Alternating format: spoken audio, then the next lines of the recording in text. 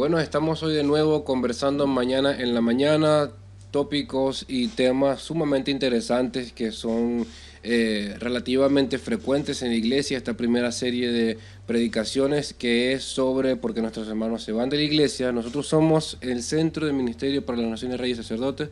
Su hermano quienes habla, Adriel Nerpinto, juntamente conversando con nuestro apóstol Ubaldo Pinto Díaz. Buenos días, bendiciones para ustedes, un abrazo. Ya hoy es de mañana, ya hoy es un día preciosísimo en donde estamos conversando de temas interesantísimos, bien temprano, mañana en la mañana. Y recuerda que mañana en la mañana seguiremos conversando. Claro que sí. Y por eso le hemos dicho, invite a alguien para que escuche la conversa, mañana en la mañana, compártalo.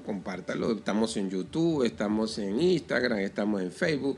Los domingos estamos saliendo en video por Facebook a las 6 de la tarde. Estamos haciendo algunos ajustes y arreglos para sacar estas conversaciones con video. Lo que pasa es que se necesita un poco más de elementos de producción, como escenarios, etcétera, etcétera. Estamos acá en cabina. Hacer este programa es un poco más rápido, se necesita menos material de producción para poderlo realizar por ahora, pero indudablemente estamos dando esos pasitos, estamos dando los pininos y ustedes nos están ayudando con eso. Le damos las gracias a Dios porque muchos de nuestros hermanos nos han enviado algunos comentarios que nos permiten poder seguir haciendo contenido, nos permiten poder tener estas conversaciones, tener temas. Hacer contenido es tener un tema de que hablar. Y sí, el tema de este día es un tema sumamente, yo diría, preocupante porque demuestra la inmadurez demuestra el estado de las iglesias con respecto a la madurez en Cristo, a la madurez del cuerpo que tenemos, que somos un solo cuerpo. La ética ministerial es uno de los temas que muchas veces se nos pasa por debajo de la mesa porque creemos estar haciendo lo correcto y la verdad es que no. Cuando usted estudia los principios cristianos y cuando usted se sitúa, se posiciona en una plataforma que le impida a usted actuar de ciertas maneras, eso va a hacer que usted por consecuencia no actúe en otras circunstancias de una manera innecesaria. ¿Qué hemos estado viendo en estos días de pandemia, en estos días de cuarentena, donde sabemos que el coronavirus ha forzado a las iglesias? Vamos a ser un poquito generoso. Vamos a decir que es la pandemia y que es el coronavirus y que no son los gobiernos que están en control de esto. Pero vamos a decir que de forma genérica que la cuarentena ha hecho que las iglesias cierren y se ha presentado el tema de que las iglesias deben cerrar o no deben cerrar sus puertas para la congregación general, la congregación de los santos. ¿Sabes que aquí hay tantas cosas que se presuponen al momento de tomar una decisión con respecto a esto de si cerrar o no cerrar, que mucha gente van a utilizar diferentes argumentos? Ojo, el pastor que cree que está haciendo lo correcto, vamos a darle el beneficio de la duda al pastor que porque cree la que está haciendo lo correcto. Y el pastor. Exacto, vamos a suponer que él en su mente, él cree que está haciendo lo correcto y él cree que está del lado de Dios.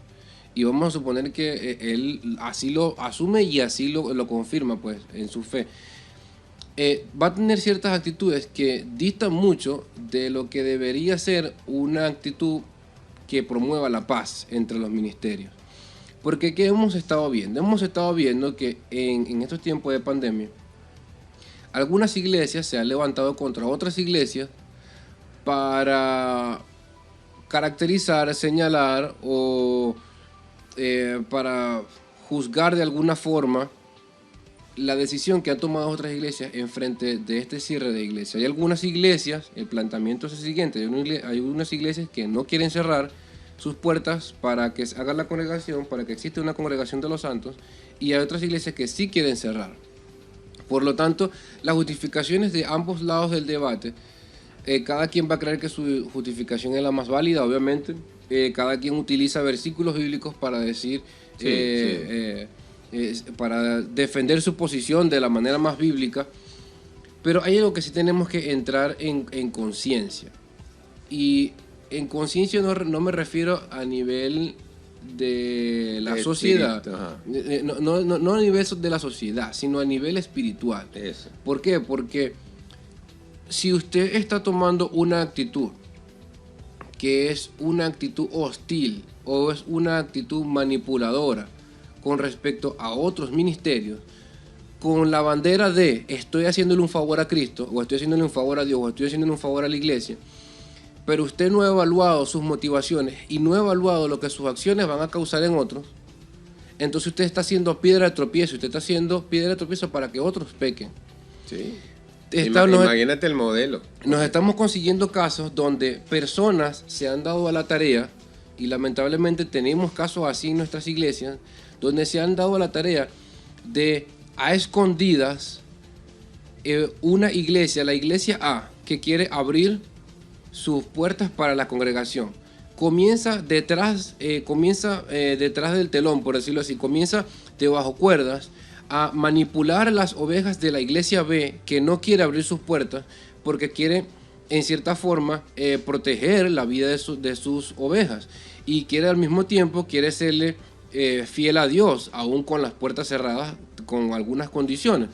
Entonces, los hermanos y pastores de la iglesia A que quieren abrir su iglesia están manipulando y están haciendo visitas a hermanos de la iglesia B con la sola intención de traerlos a la iglesia A y de sacarlos de la iglesia B para que se congreguen en la iglesia A, porque se supone que la iglesia A es la iglesia verdadera, entre comillas. Ojo, son iglesias cristianas evangélicas. Yo no estoy hablando de que la está sacando de la iglesia católica, o que la está sacando del islam, o lo está sacando del budismo, sí. No. Entre las iglesias cristianas evangélicas, sí, que personas tengan la gran inmadurez espiritual para manipular, porque eso no tiene otra palabra,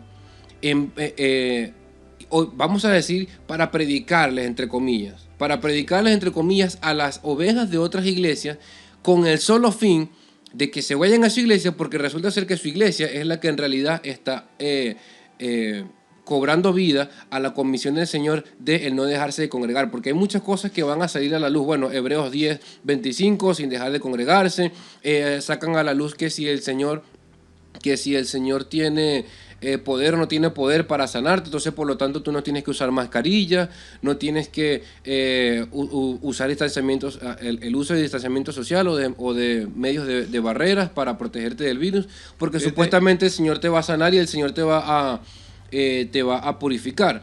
Entonces, ¿qué es lo que hay detrás de esto, mis hermanos? Detrás de esto hay muchas presuposiciones.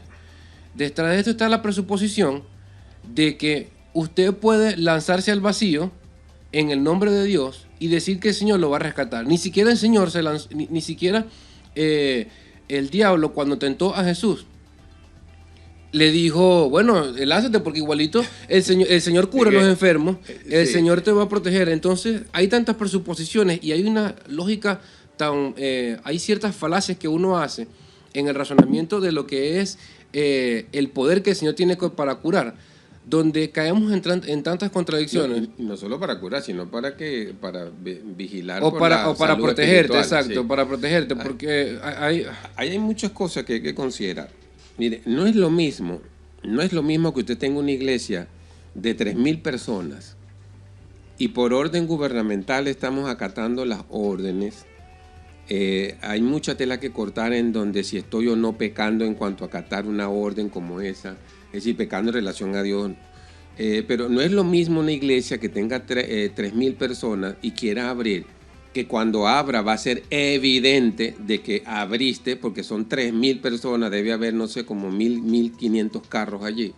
A que usted tenga simplemente unos 40, 50 personas en su congregación, que usted pudiera abrirla, entre comillas, a escondidas. En una casa usted puede meter 15 personas o 10 personas y usted va a decir que usted está abriendo la iglesia.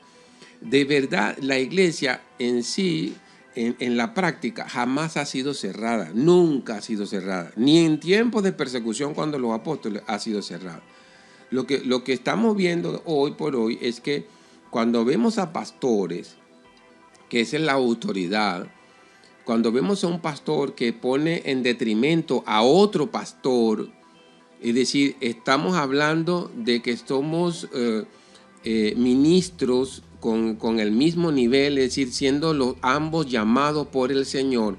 ¿Cómo es que tú, siendo pastor, llamado por el Señor, tu actitud pone en detrimento la actitud del otro pastor que ha sido también llamado por el Señor, que tiene también autoridad en el Señor? ¿Cómo es que tu actitud logra poner en minusvalía al otro pastor? Y eres tan cobarde como para no hablar directamente con la autoridad del otro Entonces, ministerio. ahí es donde hablamos de la ética. Y hay gente que habla y dice que en la Biblia no aparece la palabra ética. Eso es un error. Obviamente. Es decir, no va a aparecer la palabra éticos, que es que se deriva del griego, y a la vez hay una latinización de la palabra, pero están los principios de la ética, porque estamos hablando de actitud y de conductas acordes a una norma, y la actitud acorde a la norma es la del Señor. Por ejemplo, uno de los valores, cuando hablo de actitud y cuando hablo de ética, tengo que hablar de valores morales, espirituales, cristianos.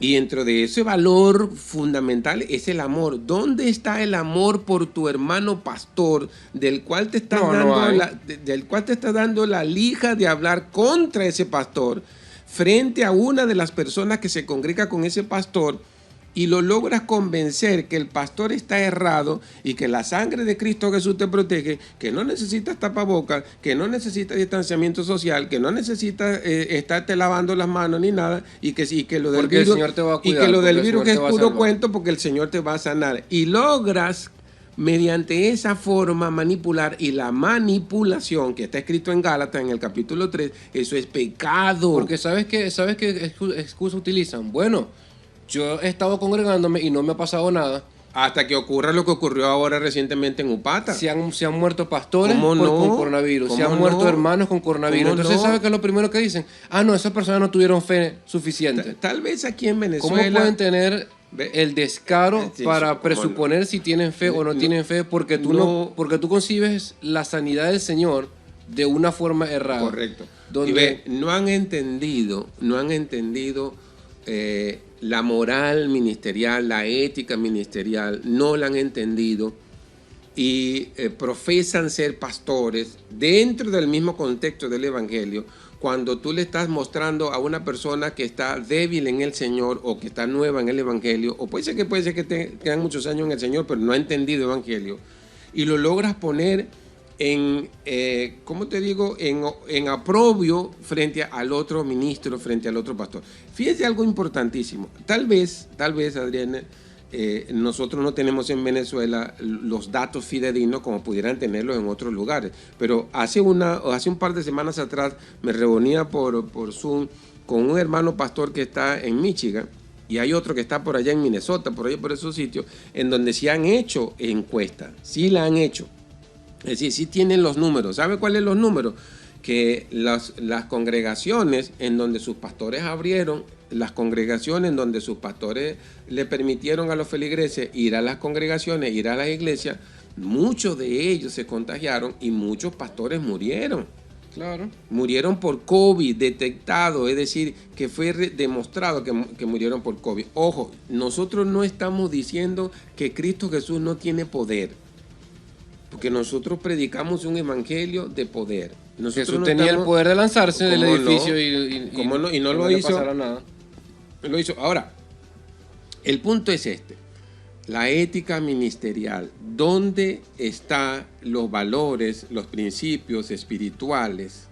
¿Dónde están las normas escritas por Pablo, por el apóstol Pedro en sus cartas, en donde tenemos que cuidarnos unos a otros, y en donde un ministro del Señor o un creyente en el Señor, ¿dónde están esos principios, como por ejemplo la honestidad, la transparencia? ¿En dónde está el valor fundamental que es prácticamente la columna vertebral de la fidelidad al Señor y fidelidad a tus autoridades?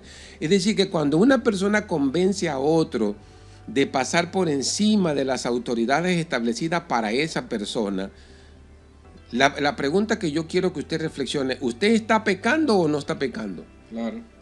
La respuesta es sencilla y simple. Usted está pecando delante del Señor, porque lo correcto sería hacerle ver al hermano su posición, que la posición suya es, bueno, no necesito tapaboca, Cristo Jesús, etcétera, etcétera, pero la persona debería decir, pero usted se congrega en algún lado, sí, usted tiene un pastor, sí, bueno, mire, qué bueno, comuníquele a su pastor, dígale a su líder, dígale a su pastora o dígale al apóstol mi postura.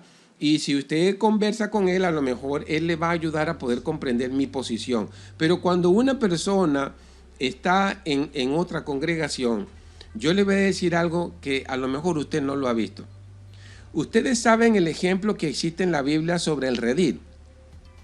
Es decir, ¿qué era lo que usaban los pastores en el tiempo del Señor? Miren, en un lugar habían, por ejemplo, 10 pastores. Cada pastor tenía sus ovejas.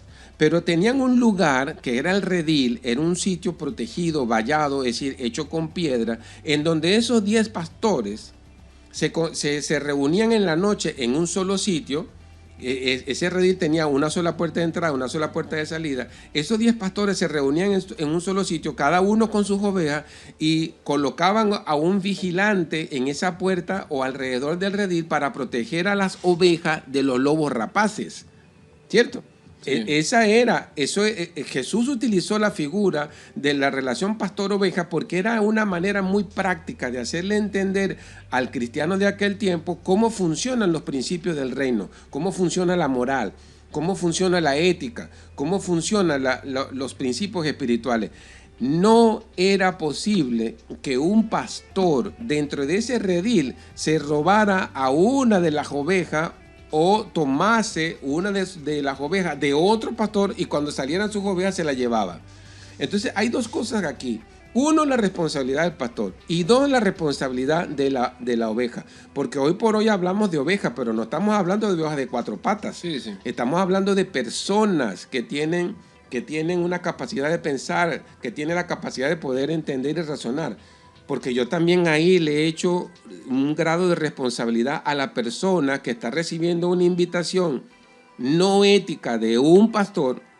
Esa persona debería de consultar con el pastor donde se está congregando, donde se está reuniendo, lo que está ocurriendo y de explicarle esa situación de que, bueno, se quiere reunir y de que quiere cambiar y de que quiere a lo mejor irse a otra congregación. Yo no estaría en contra de eso. Yo lo que estoy en contra es de que lamentablemente usted está pecando. El creyente está pecando porque está siendo infiel al líder, al pastor o a la autoridad que ha sido colocada sobre usted. Donde ni siquiera le ha pedido su opinión en relación al tema, como las razones detrás de la decisión, donde ni siquiera ha intentado buscar, oye, ¿qué otra es la verdad? ¿Cuál sería la otra verdad que pudiera ser válida también? Porque a lo mejor escuchamos varias verdades y uno dice, ¿a cuál le creo?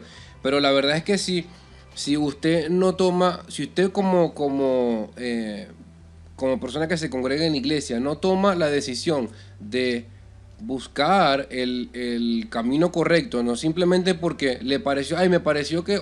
Buscar orientación. Buscar orientación, y buscar ambos lados del bando y preguntar el por qué. Porque usted tiene que preguntarse, la pregunta que usted debe hacerse es la siguiente: ¿en dónde yo estoy pecando? Porque si mi decisión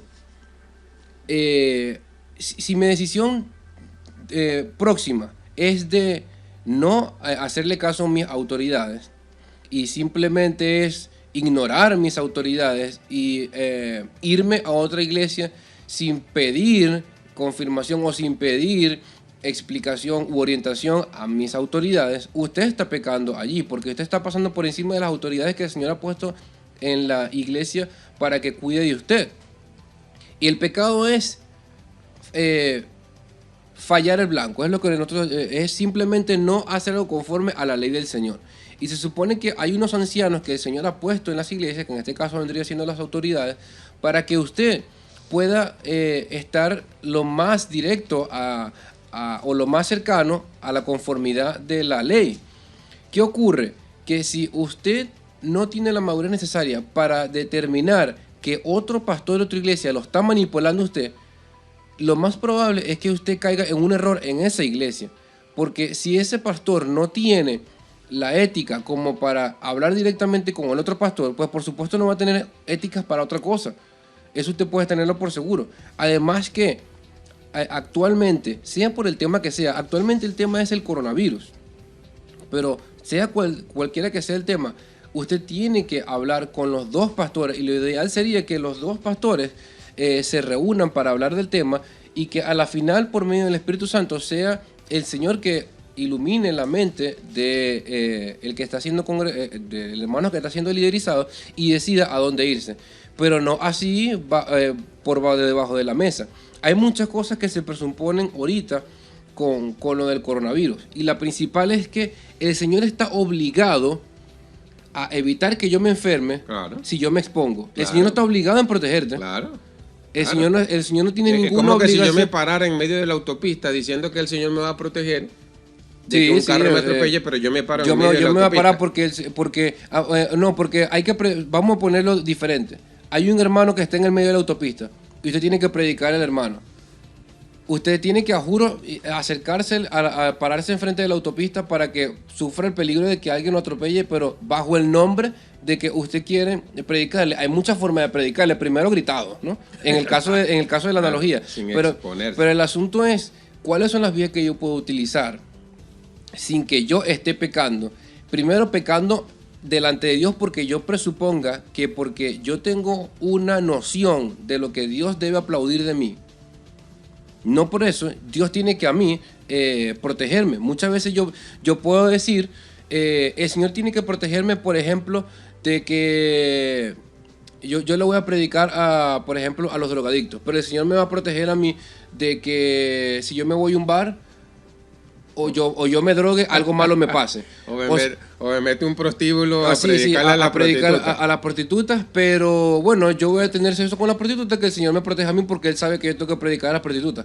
O sea, yo sé que el ejemplo no es el mismo, pero la analogía refleja un principio. El principio es que usted no puede decir que el Señor tiene que a usted, dicho sea de paso, el Señor se glorifica, sea que usted esté en su casa o esté afuera congregándose con alguien, o el Señor se glorifica, sé que usted vaya al hospital en este momento a orarle o no. Hay personas que creen que si no le pone la mano encima a la persona no se va a sanar. Ahora recientemente, como que si la oración funciona nada más es si yo estoy cerquita de ti. Ahora recientemente nos informaron el día jueves, que eso está fresco, un pastor que estaba visitando, no sé si era Guayparo, el hospital de Guayparo, o el hospital de acá de Luyapar, en donde él estaba predicando el evangelio porque no tenía ningún tipo de protección, y el pastor se murió. Pero el problema es que el pastor se murió ahora no hace mucho con COVID. ¿Sabes qué es lo que va a ocurrir? Eso lo pueden palanquear. Si yo no voy a ponerle la mano encima, Dios ha perdido tanto poder que si yo oro desde aquí, la persona no va a hacerse nada. No, y van a palanquear la muerte de ese pastor como que él hizo el trabajo. O sea, él hizo el trabajo. El mártir, pues, el mártir. Sacrificio. Y se sacrificó por el Señor. Pero es que en ningún lado me dice que estoy obligado a hacerlo de esa manera. Claro, tenemos que imponer las manos, pero ¿y qué tal si utilizamos los medios de protección para tú mismo? El mismo Jesús lo hizo. Cuando vino el centurión a Jesús fue allá a casa del centurión a sanar al siervo del centurión. Es más, el centurión cuando regresó le dijo, ¿cómo a qué hora empezaste a sanar? Y le dijeron, a las 3 de la tarde. Y entonces el centurión echa la película para atrás y dice, oye, a las 3 de la tarde, a esa hora fue cuando el Señor Jesús dijo, dale, está sano. Entonces, con el mismo Jesús se da cuenta que Dios tiene poder, chicos. Dios tiene poder para sanar. No, pero si te enfermas es porque tienes poca fe. Wow. Entonces eso es... No, o sea, hay veces que es como que un razonamiento circular, ¿me entiendes? Es un razonamiento circular que tienes que presuponer a juro que el Señor... Y con esto no estamos diciendo de que no se va a imponer las manos. Por supuesto que eso no es la implicación. Nosotros como ministerio somos aférrimos, propulsores y promotores de la oración de fe, de la oración de sanidad, de poner manos. Nosotros sabemos que eso funciona, claro que sí. Pero también hay momentos en que no funciona y ya. Y hay momentos donde ¿qué lo hace necesario que tú le pongas la mano encima? ¿O qué lo hace necesario de que tú no te pongas un tapaboca? No. O sea, ¿cuál es la finalidad de demostrarle a la gente de que tú tienes un Dios? Dios se glorifica sea que tú lo hemos visto reconozcas o no. Lo hemos visto aquí por WhatsApp, personas que nos piden la oración y le oramos por WhatsApp. Y la persona escucha la oración. Claro, Dios no se glorifica porque tú dejas de utilizar el tapabocas. Y a los 2 días dice, oye, fui sanado. Oye, la oración, resultó la oración. Entonces, quiero volver un poquito al ejemplo de los pastores en el redil, que me quedé un poquito corto con eso. Se supone que los pastores meten a las ovejas en el redil para cuidar a las ovejas de los lobos rapaces que ahora externos. tenemos pastores metiéndose en las ovejas de otros. Resulta que entonces los lobos los tenemos adentro. No, ni siquiera los lobos adentro. O sea, ahora los lobos son pastores. Por eso, en vez de yo de protegerme de los lobos que están fuera del redil, porque para eso es el redil, ¿sí? Entonces no resulta que dentro del redil tengo lobos disfrazados de pastores. ¿Será que ellos asumen que nosotros somos una iglesia de Satanás? ¿Será? Porque que le están haciendo un favor a Dios, ¿será? Eso que está ocurriendo hoy, Pablo lo vivió. Cuando usted lee el libro de los Hechos de los Apóstoles, en el capítulo 20, le voy a leer en el capítulo 20, en el versículo 28, Pablo dice de esta manera, dice, por lo tanto, mirad por vosotros y por todo el rebaño en que el Espíritu Santo os ha puesto como obispos para apacentar la iglesia del Señor, la cual él ganó con su propia sangre. Ojo con eso, no te la ganaste tú, pastor. Claro, ni yo como apóstol, ni Adrián como maestro. Es una obra del Espíritu Santo y es la sangre de Cristo Jesús quien está haciendo el trabajo. Nosotros somos simplemente instrumentos divinos. Y eso tiene que ser ético, somos instrumentos. Ahora fíjense, en el verso 29, porque yo sé, dice Pablo, porque yo sé que después de mi partida entrarán en medio de vosotros lobos rapaces que no perdonarán el rebaño. Y lo estamos mirando. Se aprovechan de la situación, de la inocencia de los hermanos. Viendo. Yo exhorto a estos hermanos pastores, que yo creo que ya llamarlos hermanos como que es un poquito bueno, pero vamos a suponer en el amor del Señor. Que en el amor del Señor son hermanos, y para no llamarles primos.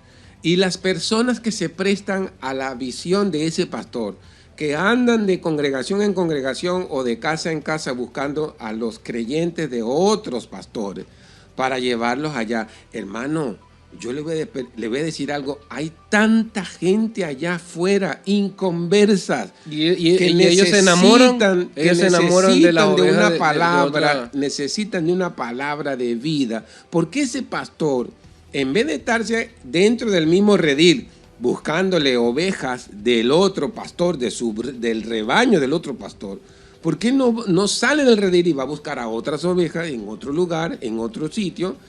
Porque, ¿sabe por qué? Porque es mucho más fácil.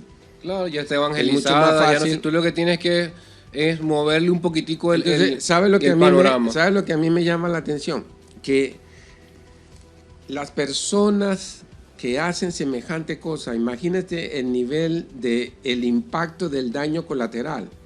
Que hay personas que no son creyentes y dicen, fíjate cómo ese otro pastor habló mal del otro pastor y se llevó a mi hermano o a mi hermana o a mi esposo o a mi esposa, a mi suegra o a mi hijo para la otra iglesia. Entonces el inconverso dice, si entre ellos se tiran piedras y entre ellos se están comiendo, imagínense, por eso es que yo no llego al evangelio, por eso es que yo no llego al cristianismo, los cristianos son una cuerda de hipócritas toditos. Imagínense nada más eso. Hermano, usted que me está escuchando, ética, ¿sabe? Busque la etimología de la palabra ética, tiene que ver con moralidad, tiene que ver con actitudes y conducta. Y eso está fundamentado en los valores de los principios espirituales de Dios. Transparencia, comunicación, por ejemplo. ¿Por qué no se comunican entre uno y otro? Amor entre uno y otro. Fidelidad al Señor, fidelidad a las autoridades establecidas. ¿Ah? Es decir que oye, no hay mucho a mí me parece súper. Yo creo que lo que está es propiciando el antivalor, porque es la hipocresía allí. Porque creen que le están haciendo un favor a Dios. Ellos creen que le están haciendo un favor a Dios. No le están haciendo un favor a Dios. Cuando alguien está haciendo eso, si usted sabe de alguien que está haciendo eso, repréndalo. porque no le está haciendo un favor a la iglesia del Señor o no le está haciendo un favor a la iglesia local, porque lo que está propiciando son los antivalores. Independientemente de cuál sea su concepción de la pandemia, yo respeto la concepción que usted tenga de la pandemia. No por eso yo tengo que irme a las ovejas de otras iglesias, a adoctrinarlos como yo piense. Mire, amigo, usted piensa de una manera y usted no fue convencido con mi palabra. Yo no tengo por qué estar yendo a tu casa a convencerte de que te vengas a mi iglesia porque tu iglesia no abre o sí abre. Correcto. O sea, hay cosas que uno tiene que tener en cuenta. Mira, hay una frase de un escritor y de filósofo. Él se llama Fyodor Dostoyevsky. Él es ruso. Él escribió algo que es interesante. Él dijo, si Dios no existe, todo es permisible. Y él lo dijo con el sentido de cuando no hay nada que te regule. Cuando no hay una regla, no hay nada que te regule, ¿verdad? Claro. Pero hay un filósofo, creo que es eslovaco, que se llama Slavoj Žižek. Él lo puso al revés. Él dijo, si Dios existe, todo es permisible. Porque hay gente que en nombre de Dios hacen de todo. Tenemos ejemplo de eso a los musulmanes. Bueno, los extremistas, no digamos los musulmanes, sino los extremistas musulmanes. En nombre de Alá matan donde gente. En nombre de Dios todo está permitido. Entonces, ¿dónde usted pone el punto y final de decir, no, Dios quiere que tú hagas tal cosa, pero bajo la consigna de Dios quiere, usted comete otros pecados que su conciencia no le dice, mira, usted está pecando. A lo mejor tú crees que le estás haciendo un favor a Dios, pero estás pecando contra tu hermano. Porque suponte que nosotros no seamos personas que somos consideradas con respecto a la del Señor.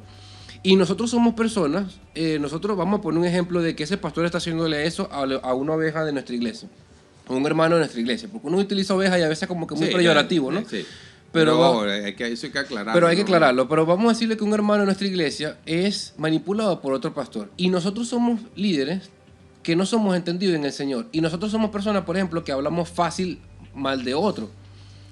¿Qué es lo primero que yo voy a hacer? Ese pastor desgraciado, que no sé qué, ese pastor, que no sé qué. Entonces nos alzamos y decimos con nombre, porque aquí estamos teniendo la decencia de no decir el nombre del pastor. Y de no decir el nombre de la oveja que está siendo manipulada.